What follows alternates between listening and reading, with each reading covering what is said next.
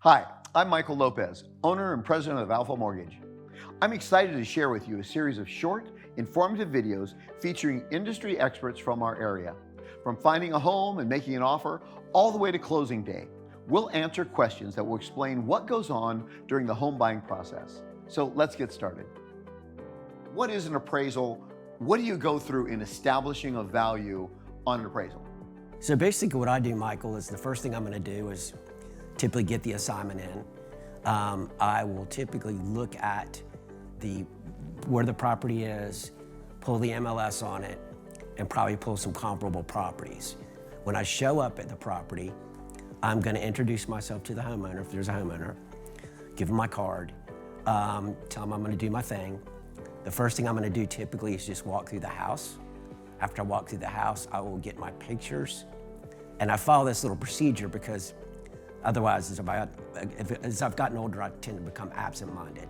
And the last thing I'm going to do, second to last, is measure the house and draw in my rooms. And the last thing I'm going to do with the homeowner, if they're there, is ask them questions about when the updating was done, any money they spent on the house, anything that might be relevant to that appraisal. Got it. When I gather that information, I'm going to come back to my office. I'm going to sit down. I'm going to figure out how big that house is. And I'm going to start looking through comparables, trying to match up the features, the age, the location, the size, and all the pertinent features. Define that word comparable.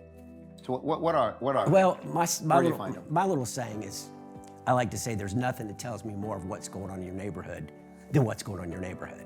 Right. So I try to match up in some of the smaller neighborhoods that have a lot of activity. I try to match up the neighborhoods as best I can.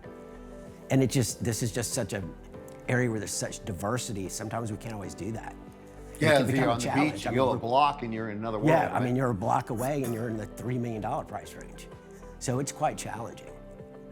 I've noticed that you're able to get information that doesn't appear to be just out there that everybody else is getting. Is it relationships with realtors, and where do you get this data? You mentioned the multiple listing service, MLS. Right. And that's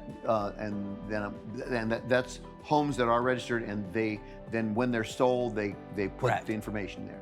MLS, I like talking to the agents because sometimes they know about a for sale by owner. Maybe they sold a for sale by owner next door that I wouldn't know about if I didn't reach out. So it's just kind of a accumulation of areas, primarily MLS is where we get our data. Okay. And I like to talk to different agents and people because sometimes you hear something just around Wilmington and you keep in the back of your head, oh, that's sold for so-and-so. So it's always helpful. There's just no way in the world that you can get a true value of that property without knowing your appraiser and him having local knowledge of the area. Yes. And that's what I'm saying. So as a home buyer, ask the question. It's not a question you know to ask normally, because you think everybody has your best interest. Yeah, do you right? use local appraisers? Do you use local appraisers? Absolutely. I'm Michael Lopez, and thank you for watching. If you like this video, please give us a like and subscribe if you're not already, along with clicking the bell icon to be notified when we put out new videos. If you want to know more, please visit www.alphamortgage.com.